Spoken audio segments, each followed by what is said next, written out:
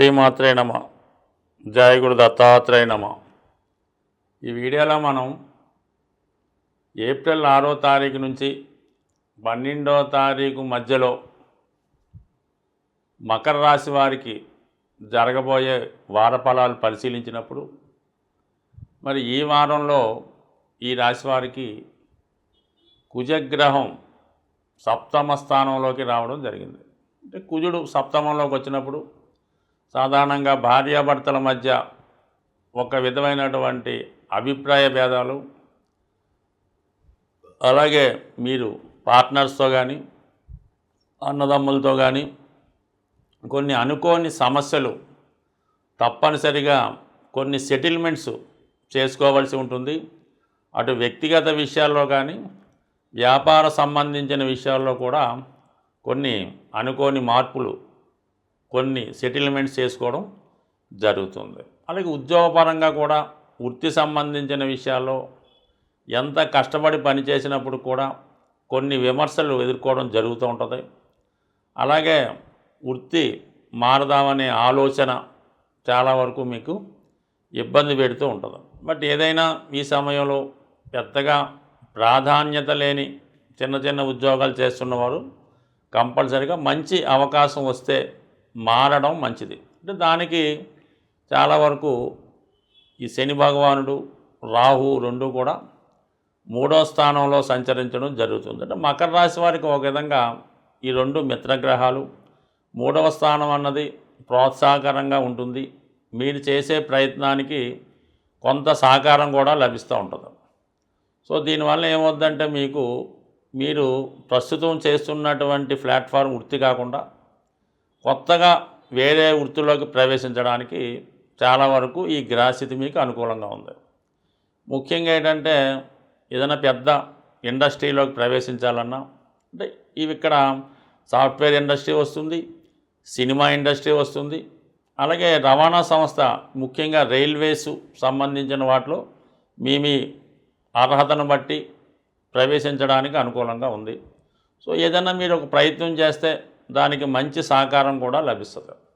Especially ఈ రాశిలో ఉన్నటువంటి స్త్రీలకి శుక్రుడు ఈ రాశి వారికి యోగకారకుడు అవుతుంటాడు కాబట్టి అటువంటి శుక్రుడు శని భగవానుడు, రాహు భగవానుడితో కలటం వల్ల మీరు ఏదైనా ఈ రాశిలో ఉన్నటువంటి స్త్రీలు కొత్త ఉద్యోగంలో ప్రవేశించాలన్నా వారు వ్యక్తిగతంగా వారి యొక్క టాలెంట్ రుజువు చేసుకునే విధంగా ఏదైనా ఒక రంగంలోకి ప్రవేశించవచ్చు. కొంతమంది ఏంటంటే కళాకారులు ఉంటారు, సినిమా నటులు ఉంటారు, లేదంటే మీరు ఏదైనా ఒక మంచి ఆర్ట్ టెక్నాలజీ కలిగి ఉంటారు. అంటే ఫ్యాషన్ డిజైనింగ్కి సంబంధించవచ్చు, బ్యూటీ పార్లర్కి సంబంధించవచ్చు, టైలరింగ్కి సంబంధించవచ్చు.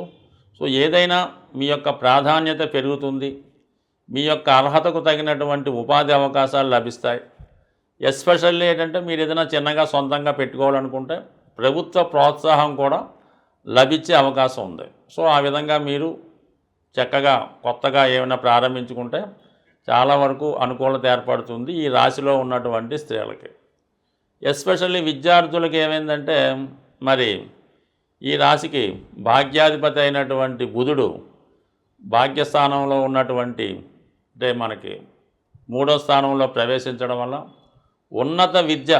ఉన్నత విద్యలో ప్రవేశించడానికి చాలా వరకు మీకు అవకాశం ఉంటుంది. అంటే కొత్తగా ఏదన్నా పీజీలో చేరాలన్నా, పరిశోధనా రంగంలో చేరాలన్నా కంపల్సరీగా విద్యార్థులకి మంచి అవకాశాలు వస్తాయి. దానికి తగిన స్కాలర్షిప్ లాంటిది కూడా దొరికే అవకాశం ఉంది. సో ఇవన్నీ ఓకే. ఇక గురువు, ఈ రాశి వారికి గురువు తృతీయాధిపతిగా 5వ స్థానంలో మంచి విద్యాస్థానంలో, తెలివితేటలు ఇచ్చే స్థానంలో, పూర్వపుణ్య స్థానంలో ఉండడం వల్ల ఇది మీకన్నా మీ సంతానానికి బాగా ఉపయోగపడుతుంది. వారి యొక్క అభివృద్ధి మీకు చాలా ఆనందపరుస్తుంది. వాళ్ళకి ఏమైనా కొత్తగా ఉద్యోగాలు రావడం కానీ, మంచి కాలేజీలో సీట్ రావడం కానీ జరిగే అవకాశం ఉంది. సరే ఇంకెలాగా సంతానాన్ని ఆశించే దంపతులకి సంతానానికి సంబంధించినటువంటి వార్తలు కూడా వింటారు. అలాగే మిమ్మల్ని మీరు, అంటే కొంతకాలంగా ఈ ఏలినాటి శని ప్రభావం వల్ల చిన్న చిన్న బలహీనతలకు లోనై ఉంటే ఈ ప్రభావం, అంటే ఈ గురువు ప్రభావం వల్ల మిమ్మల్ని మీరు సంస్కరించుకుంటూ కొన్ని చెడు అలవాట్ల నుంచి కానీ బలహీనతల నుంచి కానీ బయటపడి కొత్తగా మళ్ళీ మీ జీవితాన్ని ప్రజెంట్ చేసుకునే అవకాశం ఉంది. సాధారణంగా ఇప్పుడు ఈ ఏప్రిల్ 6 మనకి శ్రీరామనవమితో ప్రారంభమైంది. ఏప్రిల్ 12 పౌర్ణమితో ఎండ్ అవుతుంది. శ్రీరామనవమి 2 కార్యక్రమాలకి మన ద్వాదశ రాశుల వారికి అనుకూలత ఉంటుంది. ఎవరైతే ఈ శ్రీరామనవమి అది కళ్యాణం జరుగుతుంది, ఫర్ ది సేమ్ టైం పట్టాభిషేకం కూడా చేస్తారు. దానివల్ల ఏమైందంటే నిరుద్యోగులు ఉద్యోగం కొరకు ఎదురు చూస్తున్న వారికి ఈ శ్రీరామ కళ్యాణ కార్యక్రమంలో పాల్గొంటే కంపల్సరిగా ఉద్యోగం లభిస్తుంది. అది ఎంతదైనా వాళ్ళ అర్హతను బట్టి లభిస్తుంది.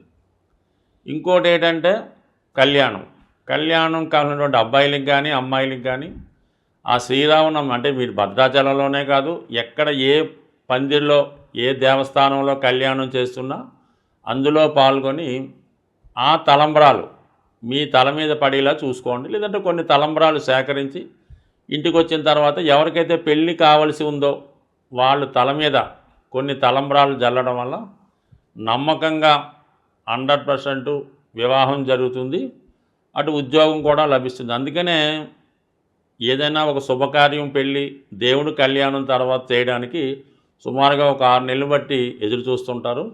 మరి చాలా హ్యాపీగా ఈ వారం ఏర్పడినటువంటి శ్రీరామనవమి చాలా వీళ్ళిద్దరికీ కూడా చాలా అంటే నిరుద్యోగులకి వివాహం కావాల్సిన వారికి అనుకూలంగా ఉంది. ఇక తర్వాత ఏంటంటే ఏప్రిల్ 12 పౌర్ణమి. అంటే ఈ చైత్ర మాసంలో వచ్చినటువంటి పౌర్ణమి చాలా అమ్మవారికి చాలా ఇష్టమైనది కాబట్టి ఎవరైతే చాలా ఆర్థిక ఇబ్బందులు పడుతున్నారో వారు ఈ పౌర్ణమి రోజు మీ కుటుంబంలో అందరూ సమిష్టిగా ఒక మాట మీద నిలబడి పాయసం తయారు చేయించాలన్నమాట. చక్కగా కొత్త బియ్యంతో మరి పాలతో పాయసం తయారు చేసి అది దేవాలయం దగ్గర ఉన్నటువంటి భక్తులు కావచ్చు, లేదంటే మీ గృహంలో ఉన్నటువంటి భక్తులు కావచ్చు, మీ బంధువులకు కావచ్చు, కంపల్సరీగా పాయసాన్ని చక్కగా వాళ్ళు కడుపు నిండా తినేలాగా పెట్టడం చేయండి.